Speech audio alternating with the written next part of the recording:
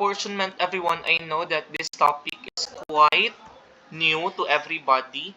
No, first time ko din ito narinig when way back 2020.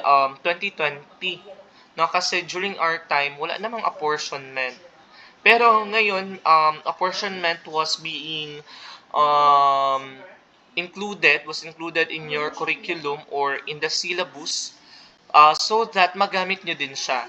Kasi this is not only used in different ways, ginagamit din kasi ito in researches. Pwede nyo siya magamit sa mga research ninyo. Okay? Sige. So when we say apportionment, so it is a method of distributing a number of items proportionally into several groups based on population sizes. So in short everyone, pag sinabi nating apportionment, no, let's say merong ilang section ba ang meron sa first year na nursing? Let's say merong until age 8 sections. 8 ba? Or yes, 8 sections sa nursing. Let's say meron lang sa nursing department, kailangan nila ng 10 representative from 8 sections. All in all na yan.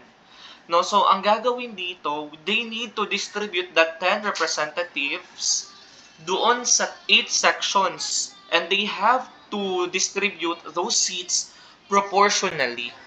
No, not equally ha, kasi kapag sinabi natin equally, it means, halimbawa, kung anong meron sila, meron ka din. So let's say merong dalawang representative for BSN 1A, meaning meron din dapat dalawang representative for BSN 1B. Nagets ang point, everyone?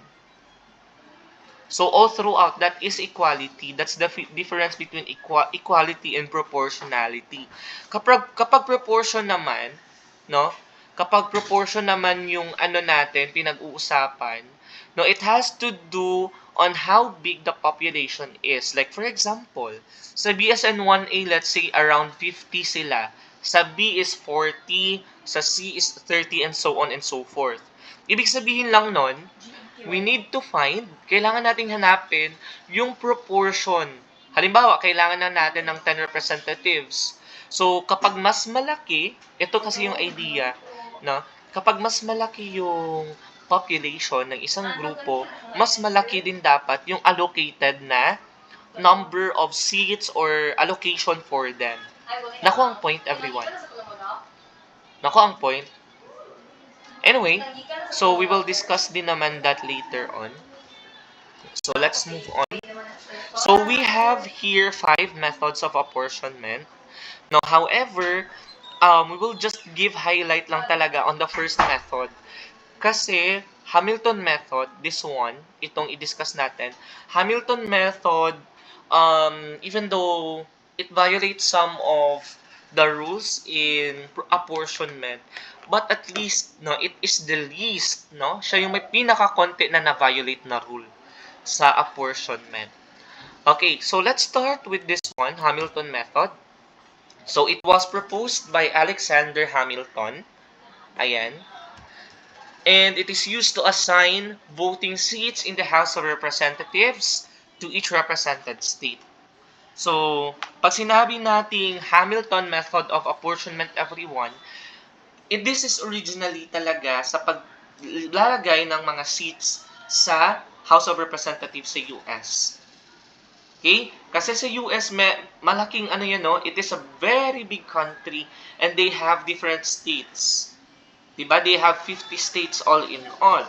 So, they need to assign these representatives to represent the state. Okay?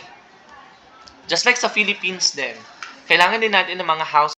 Kaya meron tayong lower house, meron tayong House of Representatives. Then, this method is based on standard divisor and standard quota of the population. So, how are we going to compute the standard divisor and the standard quota? Ganito lang yan, everyone. So, I have already written here some annotations. Okay, so let me delete some of it lang for us to better understand kasi medyo magulo yung ating ating screen. Ayan, okay? So, sa pag-solve ng standard divisor, ang kailangan lang natin gawin is to divide the total population by the total allocation. Don't worry because the population is given and the total allocation is also given. Nakuha? Okay? Pag sinabi nating total allocation, it is the number allocated or number intended to be distributed. Okay? Kapag total population naman, it is the grand total. Okay? The grand total of all of the groups or all of the population na involved na kailangan nating lagyan ng allocation. Okay. Para mas maintindihan, let's have this example. But before that, take note of this. To get the lower quota, kasi meron tayong lower quota na tinatawag of a group, you have to round down the standard quota to whole number. The standard quota of a group with the highest decimal part is only rounded up to a whole number if the sum of the lower quotas is less than the value of the apportionment or the allocation rather. So the process is repeated until the value of A is reached. This one is applicable sa Hamilton method, no? And actually this is also applicable then sa next method natin, which is the Jefferson method. But again, we will focus on Hamilton method lang. Okay? So let's have an example muna. So we have here simple situation or simple an example. So suppose the University Student Council needs 25 representatives to be chosen from the different college in the university. The population is shown in the table below. Use Hamilton plan or Hamilton method to determine the number of representatives in each college. So ang kailangan lang natin gawin dito, everyone, is to solve first for the standard divisor. Again, what is the formula to get the standard divisor? What is the formula?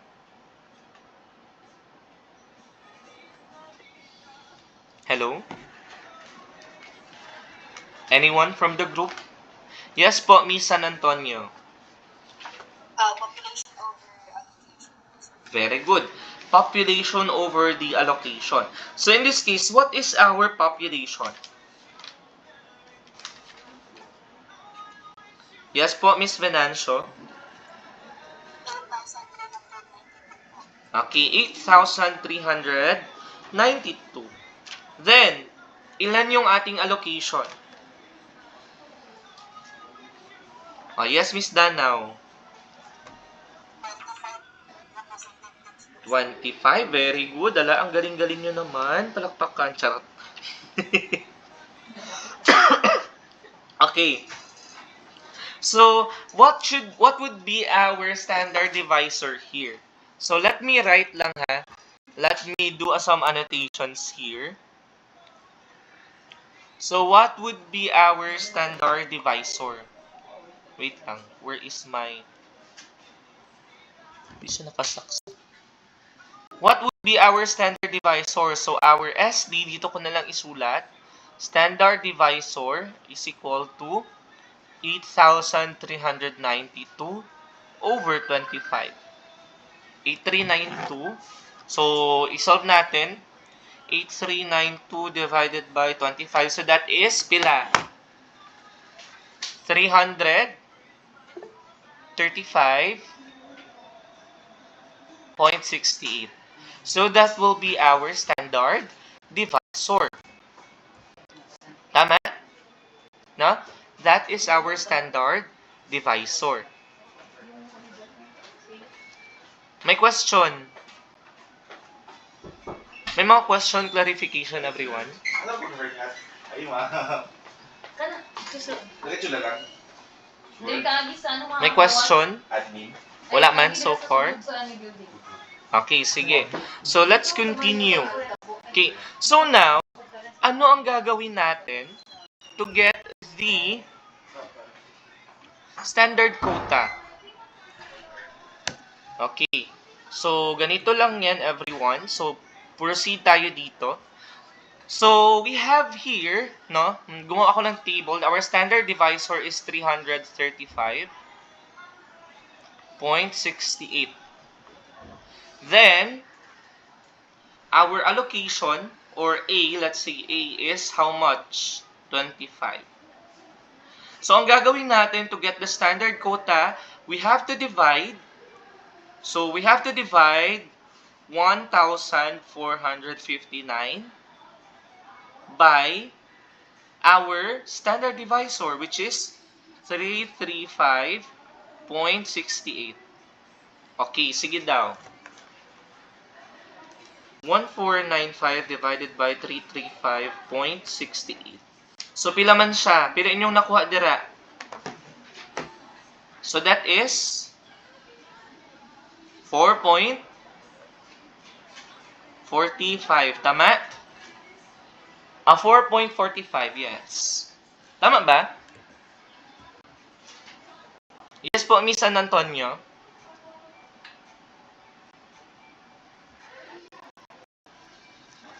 Hello? Miss San Antonio, you want to say something? Hindi po sir yung kanina pa po yun. Okay. Dili 4.45, wait lang be. 1459 divided by 335.68. Ay, 35 pala, sorry. Sorry ha. 4.35. Okay, next. What about here? Dili naka, ano ko ma'am. 450 divided by 335.68. So that is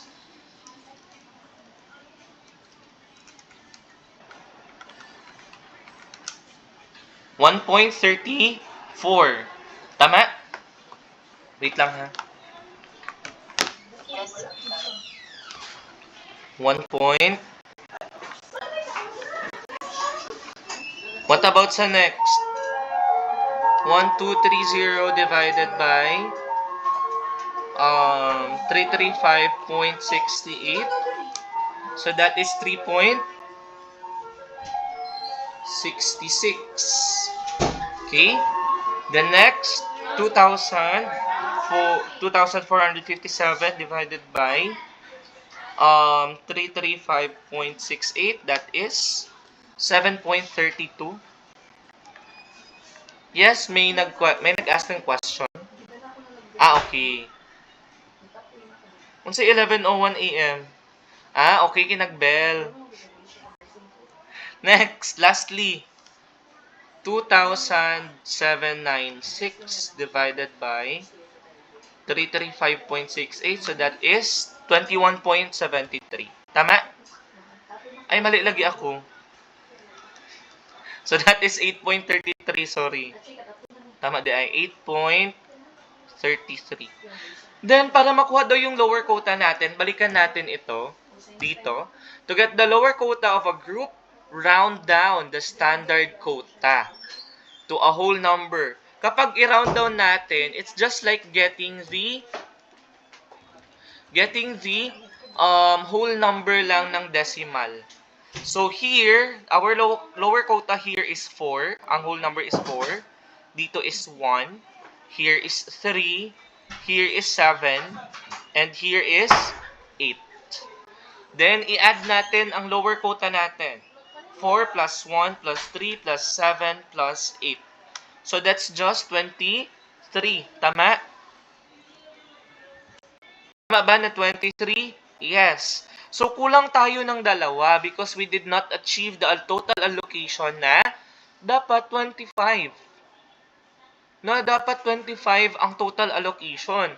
So, yung lower quota natin is 23 lang. So, ang gagawin natin ngayon is titignan natin kung saan dito yung may pinakamalaking decimal value. No? Ano yung may mga pinakamalaking decimal value? We have 3.66, no? Kasi 0.66 siya. After 0.66, ano ang pinakadako? 0.35. Tama? So, mag-add lang tayo ng 1 doon sa may pinakamalaki na decimal value. We just need to add 1 there. So, 4 plus 1, that will become 5. 1, 4, 7, and 8. Anyway, sir, bakit dalawa lang? Dalawa lang yung in-add natin na value. Kasi dalawa lang din naman yung kulang natin. 'Di ba? Kasi meron tayong 23. Para maging 25, kulang na lang ng dalawa. Nakuha ang point? Nakuha, gets? Yes, Miss Abad? Sir, so nakadepende lang tayo sa kulang po, sir. Kahit ilan po yung parang sobra po. Yes po, Miss Abad. Exactly. Yes, Miss Gicale, you want to ask something? Sir, Wait lang, Miss San Antonio. Si Miss Gicale muna. Okay. Yes, Miss San Antonio. so ibig sabihin, sir, kung 22 po yun, sir, tatlo lang din yung itagdag. Yes po. Kung 22 yan, tatlo ang idagdag. I-fill in lang natin yung kulang. Yes, Miss Venancio. Sir, kailangan din sa pinakatapang na decimal. Yes po. Kailangan sa pinakamalaki ang decimal kasi if we don't follow that rule, mahihirapan tayo kung saan tayo mag-add. And then, bakit kailangan nating mag-add doon sa numbers na may pinakamalaki na value? Kasi, tendency sila yung kulang. No? Doon tayo nagkulang kasi, tendency lang naman. Okay. Anong question, Miss Gicale? What if kulang daw? Ay, sobra. In many cases, Miss Gicale, wala naman sobra sa Hamilton method. No? Dili siya magkulang because we are rounding down. Nag-round down tayo. No? Ibig sabihin, kinukuha lang natin yung whole number. 'Di ba meron tayong mga decimal dyan? So, meaning, magkulang talaga tayo. Hindi tayo magsobra. Oh, sad. Miss Abad, you want to ask something? Sir, paano kung ang case is like, tatlo ang need, tapos dalawa lang yung may sobra? Dalawa lang may sobra. What do you mean? Dalawa lang yung nasa mass. Actually, kukunin mo pa rin yung next na may pinakamalaki na decimal value. Nakuha ang point? Basta kukunin mo lang talaga yung mga numbers or yung decimal value na next doon sa pinakamalaki until maabot mo yung total allocation. Klaro? Okay na tayo doon? Naintindihan ang concept ng Hamilton method. Okay, so kung i-add natin ito, magkakaroon tayo ng 25. So, total of 25 na. Di na nagkulang. Okay? So, sakto na siya. May question sa Hamilton method? Yes po, Miss Sumaya. Wala'y chance na magsobra kung Hamilton. However, merong isang method, like for example, Adam's method na magsobra. Cashier? Doon po sa kabilang building, sa pinaka-front po. Okay na po, Miss Sumaya? Miss Ang Tadley, registrar yes. po dito, ang cashier po doon. Anong ginatanong niyo po, ang cashier? Dapat same sila na Hindi sa 25. cashier, ginakuha ang good moral po. Sa registrar, dito. Okay na, Miss Tadley? Okay. Ano pa? May question pa.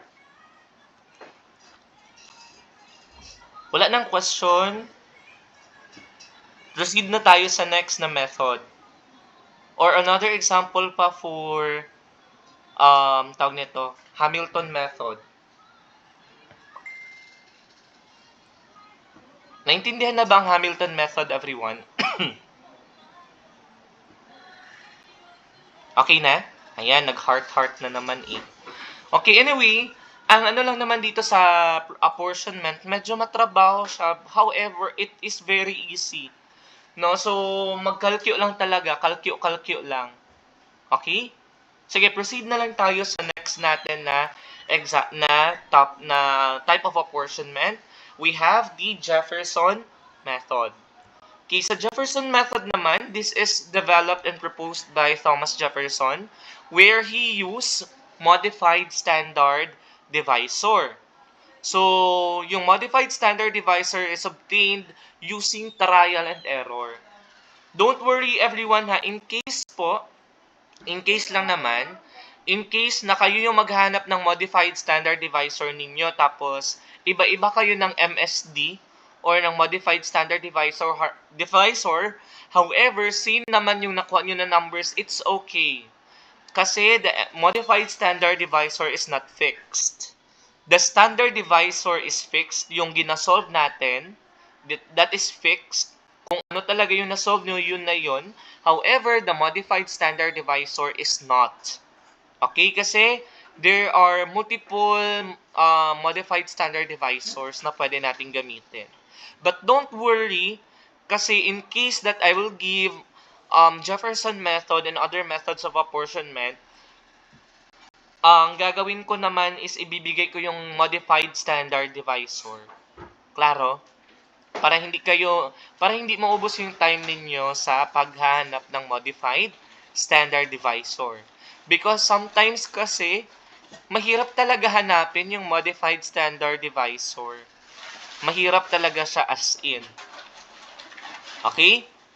So let's have an example here. Actually, this is quite similar lang din sa Hamilton method. Okay, so magpunta tayo sa example. So here, I have here some of the values na nakuha natin. So I think it would be better if we erase everything. I-erase ko muna ha, so that meron naman kayong magawa dyan. Kasi yung iba magsalig na lang na naanay nakasulat, dili na mag-solve. Anyway, instead of 308, palitan ko ito ng 307 siguro. Okay. So, isolve lang natin ang dito. Okay. So, let's say 330 ang ating modified standard divisor. Sir, bakit 330? Kasi di ba yung ating standard divisor is 335.68, tama? Same pa rin ha. Ang allocation natin is 25. Same pa rin po yung ating standard divisor ng ating allocation. Hindi siya nag-change. Okay. Sir, paano kami mag-trial and error ng MSD? Tandaan ko, magkuha kayo ng modified standard divisor, dapat lesser than the standard divisor. Okay? Mas maliit sa standard divisor ang modified standard divisor. So, ito sila. These are your modified standard divisors. Okay? So, isolve muna natin, what if our modified standard divisor is 330? So, that will be 1,459 divided by 330. So, that is 4.42, tama? Yes, sir. Next. 450 divided by 330, that is 1.36, right? Tama? Okay, next. Opo, sir. 1,230 divided by 330, that is 3.73, right? And next, 2,457 divided by 330, that is 7.45. Then lastly, 2.796 divided by, 2,796 divided by 330, that is 8.47. Same pa rin sa Hamilton method. To get the apportionment, i-round down pa rin natin. So, this will be 4, 1, 3, 7, and 8. So, i-add lang natin yan. 4 plus 1 plus 3 plus 7 plus 8. So, that is 20. Pila? 23. Na ang total. However, the difference from Hamilton method and Jefferson is that hindi tayo mag-add. No? We will not add doon sa mga numbers na may mataas na decimal value. Ang gagawin natin is hahanapin natin ang modified standard divisor na mag-equal sa 25. Klaro? Okay, next. Another try. What about kung 300? I-divide lang natin yan. Same process pa rin. 1459 divided by 300. That is 4.86. Tama ba? 1459 divided by 300. So that is 4.86. Next, 450 divided by 300. That is 1.5. Then 1 to 30 divided by 300. That is 4.1. And 2,457 rather divided by 300, that is 8.19. And lastly, 2,796 divided by 300, that is 9.32. Tama ba ang pag-solve? Kindly double check kung tama ang mga nasulat ko dyan. Okay. So now, ang kailangan lang natin is to round down pa rin. So, 4, dito round down natin ng 4.86, magiging 4, 1, 4, 8, and 9. So, i-compute natin 4 plus 1 plus 4 plus 8 plus 9, that is 26. Hala, sobra lagi sir, unsaon na to na siya. Oh my God.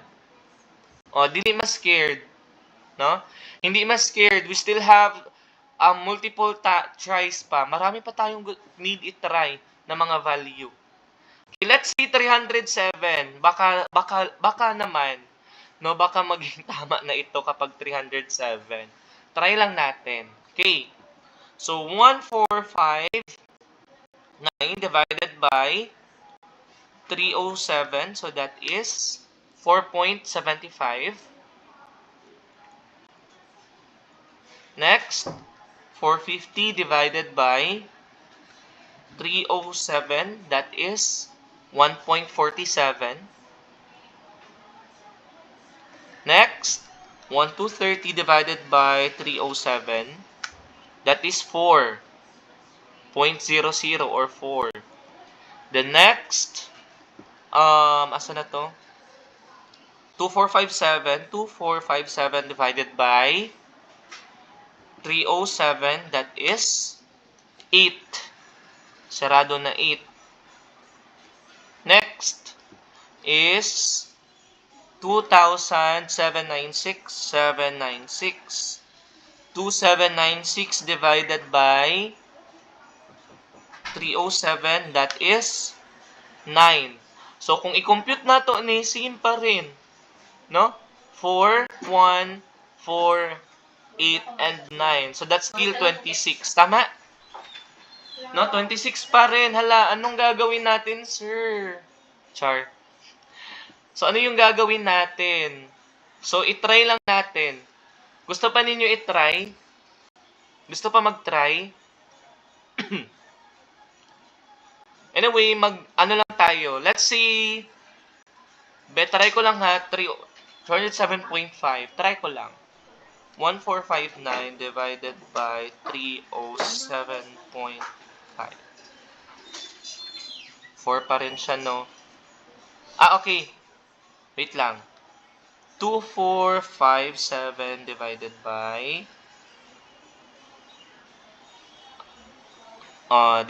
divided by 2457. 307.5. Okay. Try natin ang 307.5. O 308 na lang, try natin 308. Kung 308 daw. Anyway, 307.5 na lang, B. Masure ako sa 307.5. My gut is telling me that it is correct. Try natin ha. 307.5. Try lang natin. 1459 divided by 307.5. So that is 4.74. Then 450 plus, divided by, 307.5, that is 1.46. Then, 30 divided by 307.5, that is 4. 4 pa rin. Then, 2457 divided by 307.5, that is 7.99. Then lastly, 2796 divided by 307.5, that is 9.09. So if we're going to round this down, we will get, asan ako isulat? Dito ko na lang isulat ha, sa tabi niya. Laka. Wait lang. Dito ko na lang isulat. So this is 4, 1, 4, 7, and 9. What do you think? 25 na ba siya? 4 plus 1 plus 4 plus 7 plus 9. It is 25! Yay! Char. Ayan. So, our modified standard divisor is 307.5. Ganun lang. Di ba? Dadaan talaga tayo sa butas ng karayom. No? Hago, jud kaayos siya, promise. But, again, don't worry. We will just focus again sa exam sa, halimbawa kung magpa-solve ako, halimbawa lang ha, sa Hamilton method man din tayo mag-focus. Klaro? Okay. Sige, kasi mas madali yung Hamilton method. And it is free, not free.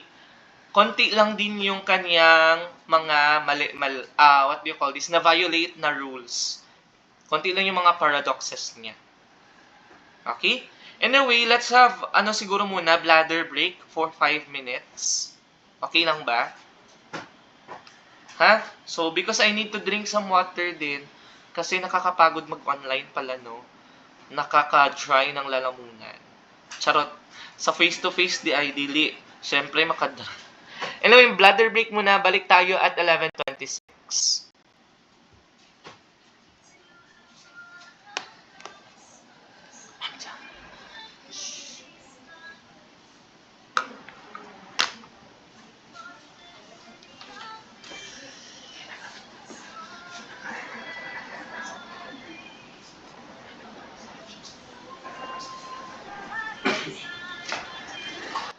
Kay murag, taas-taas na kaayo ang, ang ato ang break. Pero wait lang, kay basig mag-agi si Dean, akigan niya ko. Anyway, sige, magpadayon na ta. Okay na ba dito sa Jefferson method? May question? Wala na? May question, everyone? Di na ta mag-class. Uy, sa mukha. Okay na? So, proceed na tayo sa next natin na example, ha? Okay. So, next is the Adams method. Anyway, sa Adams method, ang gagawin lang naman natin dito, I'll just introduce this to you. Na-introduce ko lang sa inyo. Ang gagawin sa Adams method is mag-round up. No?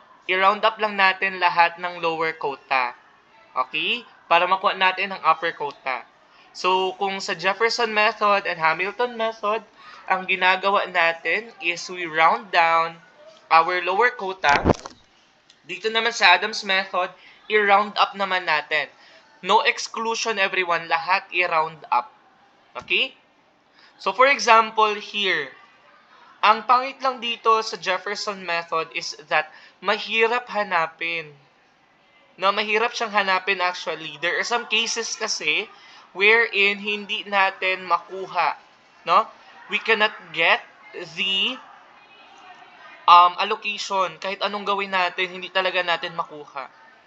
Just like here, kung makita, nagsobra-sobra, 28, 31, and 28. So, mahihirapan tayo. Ito yung sinasabi kanina, yung question nila Miss Venancio, na what if sir magsobra? That's why I don't really like using Adams method. No, ayoko ng Adams method kasi mahirap. mahirap hanapin yung kanyang modified standard divisor. Then, ang next naman is anyway, study this one lang. Same pa rin ng method, i-round up lang talaga lahat-lahat. Next is the most unbiased na method is ang Webster method. Ito, maganda ito, everyone. Maganda ang Webster method because unbiased siya, because we all need to do is to round up those number that needs to be round up. Okay, kailangan lang natin i-round up yung kailangan i-round up. So, gagamitin pa rin natin ang modified standard divisor. Okay? Gagamitan pa rin natin siya ng modified standard divisor. Kaya siya same sa Jefferson method. And this was proposed and developed by Daniel Webster. So, ito yung mga comparison of the three. We have Hamilton, Jefferson, and Webster.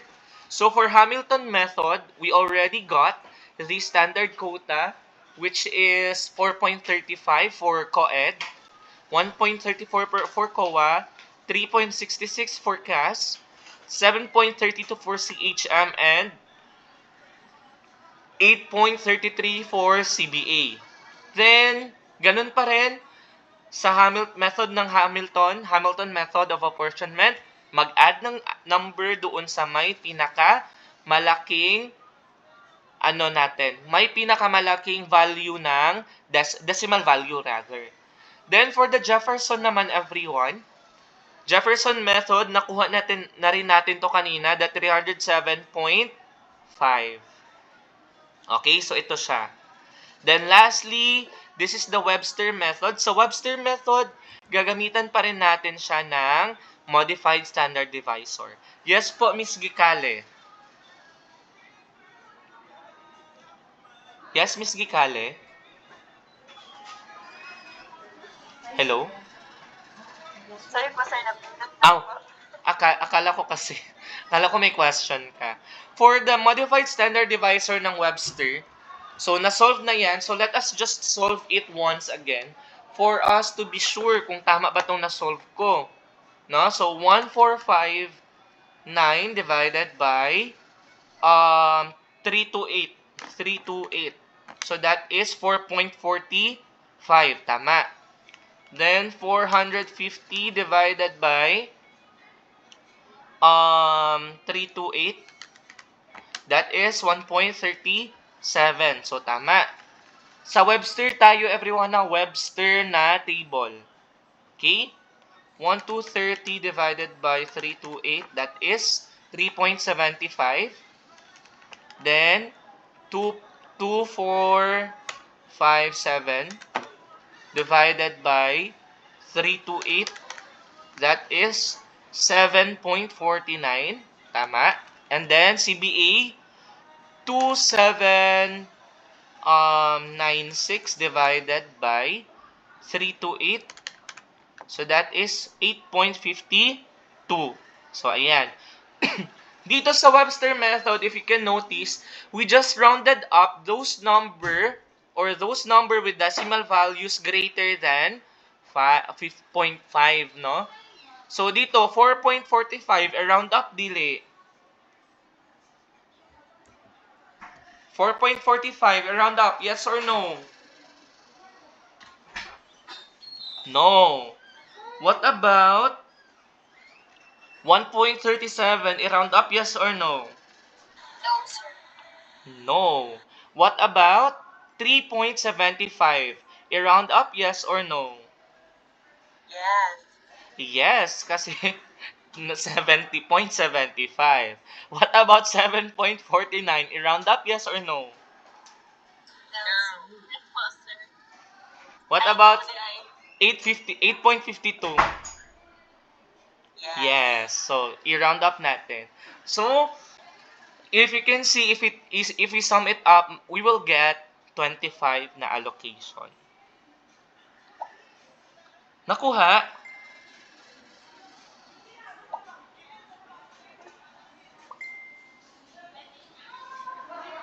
Yes po, Miss Ramos. So, exact po talaga yung maglabas na result. Na 25? Opo. Depende, Miss Ramos, no? Depende sa nakuha mo na modified standard divisor because sometimes, hindi talaga siya magsakto. No, pero once you get the correct modified standard divisor, exact na 25 yung makuha mo kung i-round up mo yung i-round up mo yung mga standard quota mo. Yes, Miss San Antonio. Sir, di ba yung Webster is NSTS 828? So, given ko na yan siya, sir, or hanapin pa po namin yan? Unlike same with the Jefferson method. Ano ko na lang, ibigay ko na lang. Para makasave na rin kayo ng time. In case naman na ano siya. In case na i-quiz natin or isali ko siya sa exam ang Webster. Okay, klaro ba?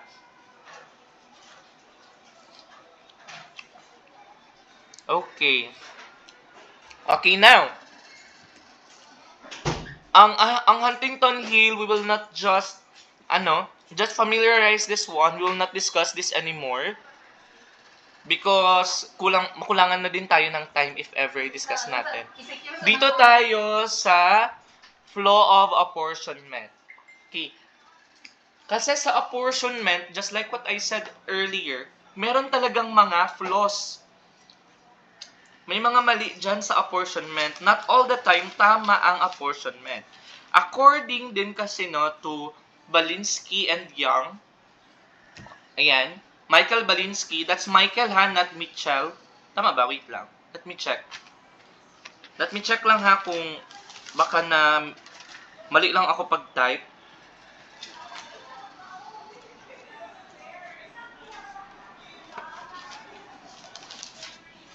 Wait lang ha.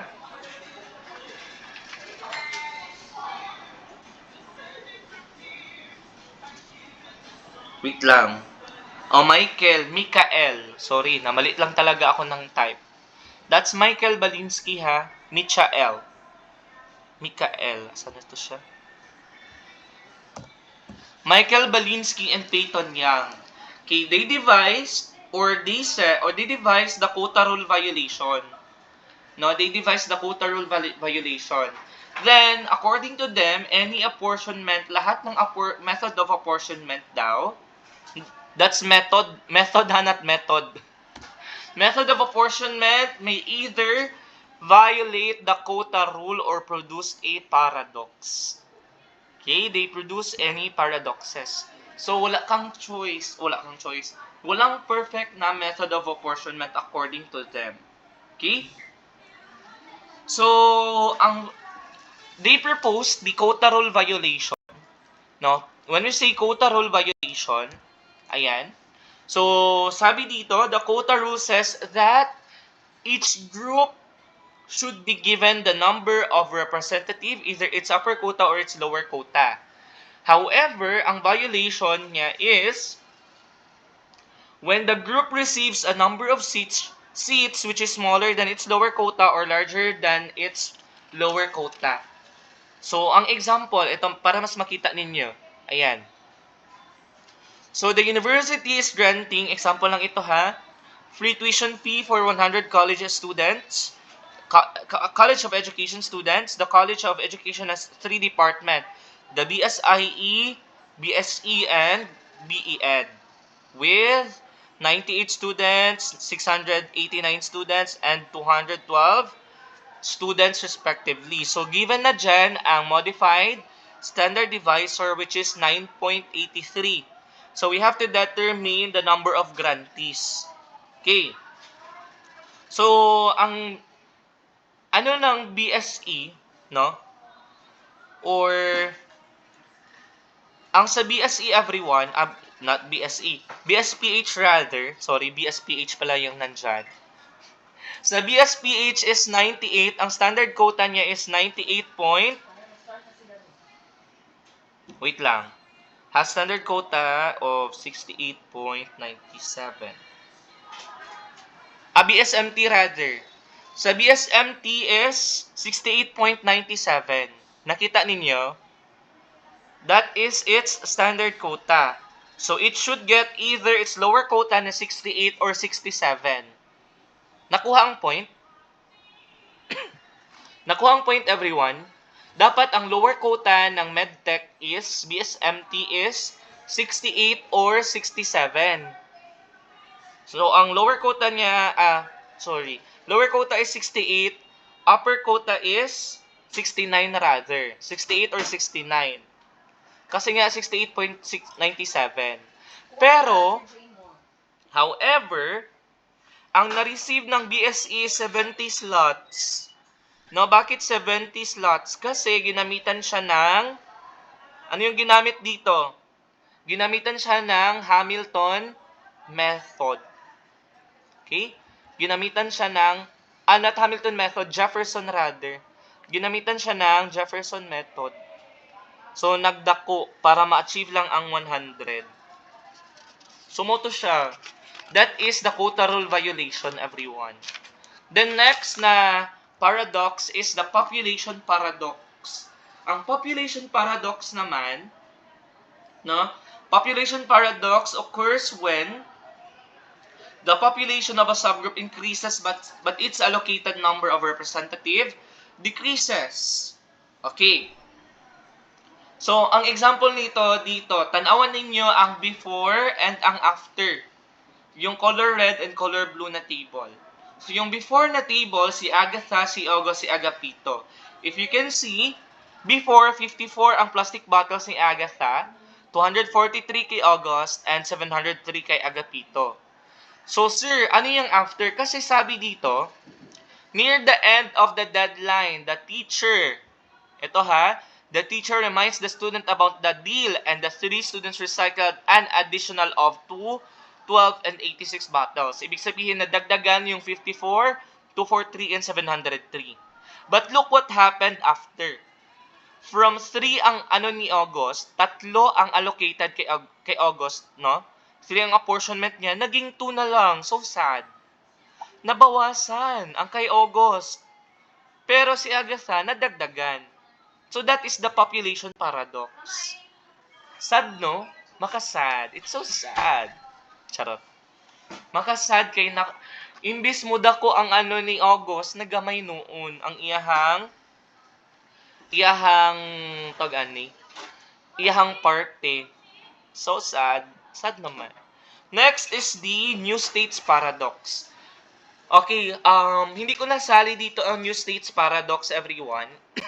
Pero I'll post an additional PowerPoint presentation siguro sa Schoology, maybe next day. Basta sunod, puhon. Next day or tonight, depende kung unsa ko ka-busy, or depende kung dili na ko makalimtan. Okay. Ayan.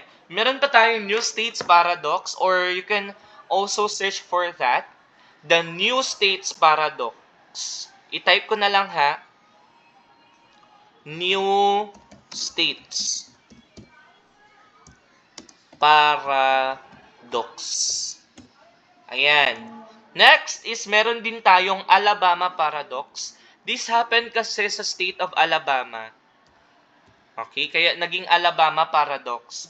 So it occurs when an increase in the number of representative being apportioned in and of itself forces a group to lose one of its representative. Kung sa population paradox, nagdaghan ang population, ni gamay ang apportionment. Sa Alabama paradox, nigdaghan ng allocation, pero ni gamay ang apportionment. Nagets ang point? No? Daghan kay mga atik-atik ng apportionment method. Ayan. Then, we also have, di ba na-mention kanina, si Michael Balinsky and Peyton Young. They have devised the Balinsky-Young impossibility theorem. So, yung impossibility theorem nila states that there is no perfect method of apportionment. Lahat is merong mga na-violate. Like for example, ang Hamilton method. Si Hamilton method, it violates the quota rule. Di ba kanina, it violated the quota rule violation. Then, ang pwede mag-produce ng Alabama paradox is ang Jefferson, Webster, Adam, and Huntington Hill. Then, same pa rin sa produce population paradox, yung apat pa rin, Jefferson, Webster, Adam, and Huntington Hill. And New States Paradox, the same pa rin. So, in short, si Hamilton method lang talaga yung may pinaka-konti, no? May pinaka-konti na ma-produce na mga flaw in apportionment. Even though merong isa, at least isa lang.